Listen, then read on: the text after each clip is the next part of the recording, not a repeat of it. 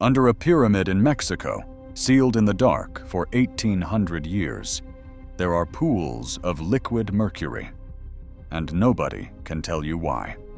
In the fall of 2003, a rainstorm opened a hole at the foot of the Temple of the Feathered Serpent, and an archaeologist named Sergio Gomez Chavez roped himself down into it. He found a tunnel running 100 meters straight to the heart of the pyramid, sealed off on purpose by the people who built it. Whoever sealed it wanted it hidden forever. But they left a trail of mercury pointing the way in. For more than 100 years, we've been digging up this city, and it has barely told us anything about the people who built it. We don't know what they called themselves. We can't read their writing. And out of a city that once held 200,000 people, we've never found a single one of their kings. No royal tomb, no throne, not even a carving of a ruler's face. So when Gomez found that tunnel, and then the mercury inside it, a lot of people thought this was finally it, the place where a Teotihuacan king was buried. But what came out of the ground raised a much stranger question. Not just who was buried down there, whether this city ever had a king at all. Start with the tunnel itself, because it was never meant to be found. Gomez didn't go looking for it. A storm did the work for him, tearing open the ground right in front of the temple. When his team mapped what was down there with ground-penetrating radar, they realized the tunnel ran in a dead straight line for 100 meters, ending directly under the center of the pyramid. The real entrance had been packed with boulders and sealed almost 1,800 years ago. Whatever was inside, the people of Teotihuacan closed the door on it and walked away. It took years to get back in. Starting in 2009, Gomez and his team dug the tunnel out by hand, a few inches at a time, hauling out around 1,000 tons of earth. They sent in a robot named Tlaloc II when the passages got too tight for people.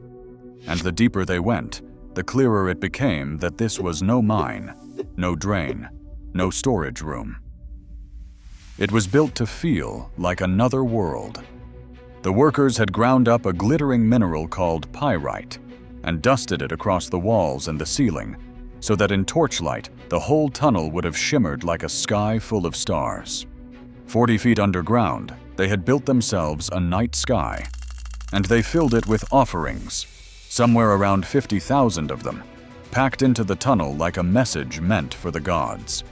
Jade carried up from Guatemala, boxes of seashells and beetle wings, rubber balls, amber, the bones of jaguars. In one chamber, 4 small stone figures stood facing the wall, their backs to anyone coming in, as if they'd been set there to witness something the rest of us aren't meant to see. And pressed into the ancient floor, the handprint of one of the original workers, left there in the mud from the day they closed it up. Everything placed on purpose, everything left in the dark. This was not a place ordinary people were allowed to walk. And near the very end, past all of it, Gomez found the mercury. Here's the first thing you should know about that mercury, because a lot of videos about this place get it wrong. It is not a river. You'll hear that word over and over, a river of mercury running under the pyramid, and it makes for an incredible image. But that's not what Gomez found. What's actually down there is liquid mercury pooled in a small, sculpted landscape of hollows and channels, deep in the tunnel. Real and strange, and genuinely hard to explain. It just isn't a river, and the team never put a number on how much there was, so anyone telling you the exact amount is guessing. The second thing people get wrong is that this was just discovered. It wasn't. The tunnel turned up in 2003 and the mercury was announced back in 2015. This has been an open question for years, not a fresh headline someone found last month. So forget when it was found.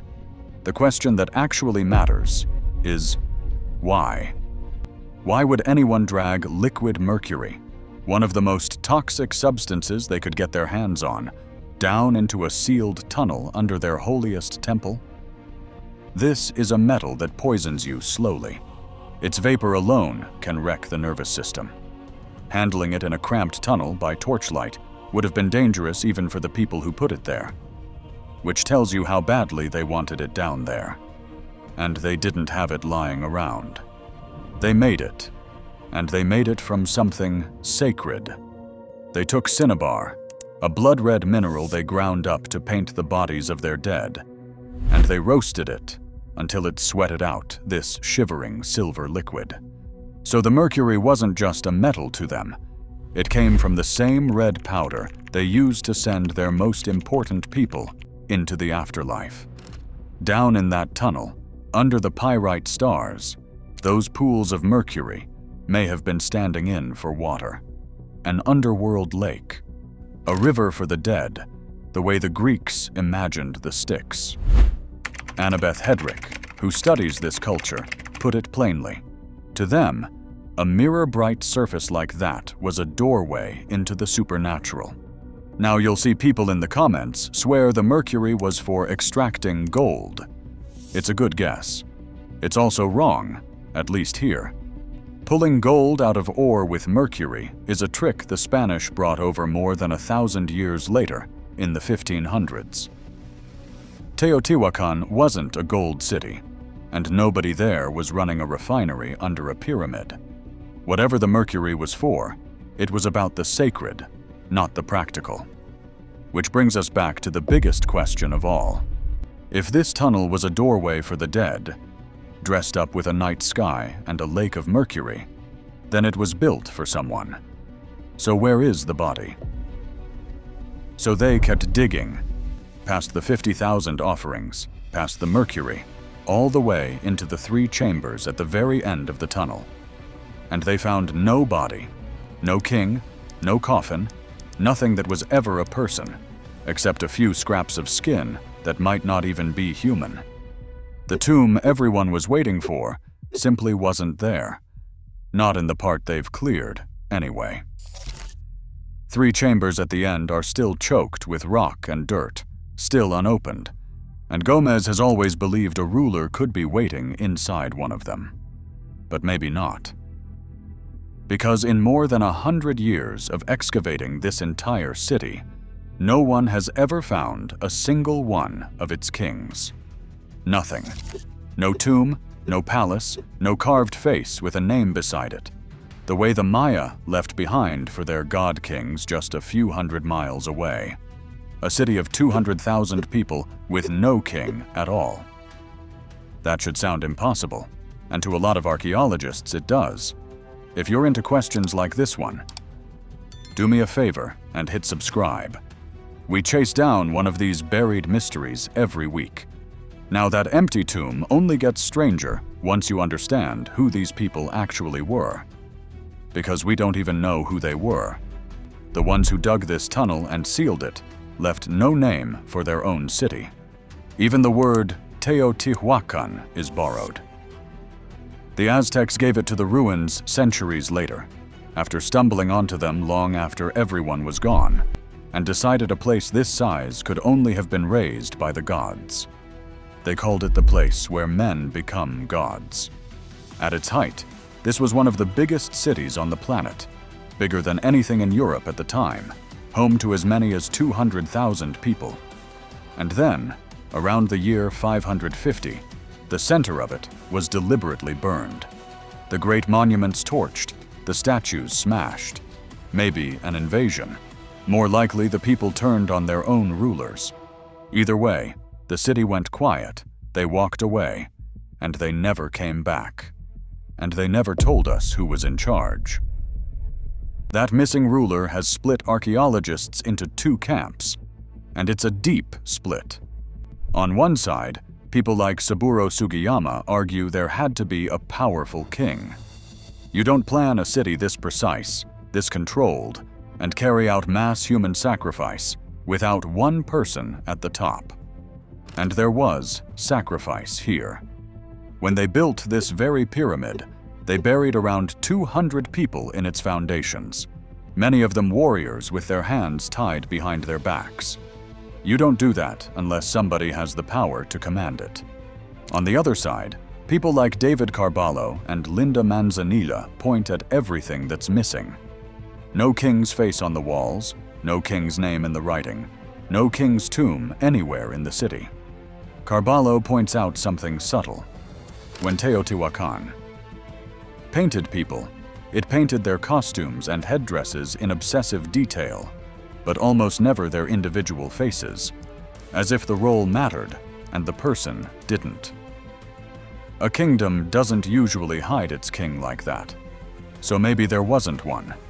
Maybe Teotihuacan was run by a council, a handful of powerful families sharing power, which would make it one of the strangest governments in the ancient world. And it gets stranger, because Teotihuacan isn't the only place on Earth with Mercury sealed inside a tomb. On the other side of the planet, under a hill in China, lies the tomb of the first emperor, Qin Shi Huang, the man buried with the Terracotta Army. According to a Chinese historian writing 2,000 years ago, that tomb holds entire rivers and seas of mercury, built to mirror the emperor's empire. And when scientists tested the soil over the mound, they found mercury levels far higher than anything natural. Two rulers, an ocean apart, who never knew the other existed, both surrounded by the same poison in death. It's a haunting coincidence. But be careful with it. No one has ever opened the Chinese tomb, so its rivers of mercury are still a story and a soil reading, not something anyone has actually seen. Teotihuacan's mercury is real, and it's right in front of us. It just doesn't have a name attached to it. So put it all together. A tunnel dug to feel like the land of the dead. A ceiling of false stars. 50,000 treasures laid down as an offering. Pools of a rare, poisonous silver liquid made from the same red mineral they painted on their dead. Every single thing about this place says a god or a king was meant to lie at the end of it. And the end of it is empty. That's the part that stays with you. We can stand inside their underworld. We can hold their jade and shine a light on their fake night sky. We just can't find the one person it was all built for, and we can't even say for certain that person ever existed. The 3 sealed chambers are still down there, still waiting. One day, someone is going to clear the last of that rock and dirt, and they'll either find a king that rewrites the story of ancient Mexico, or they'll find more offerings to nobody, and prove that a city of hundreds of thousands somehow ran itself without a single crown. Either answer rewrites what we thought we knew. For now, the mercury just sits in the dark under the pyramid, exactly where they left it, keeping a secret that's almost 1,800 years old. And if you want the other tomb we just talked about, the one with the rivers of mercury that nobody is allowed to open, that story is waiting for you right here.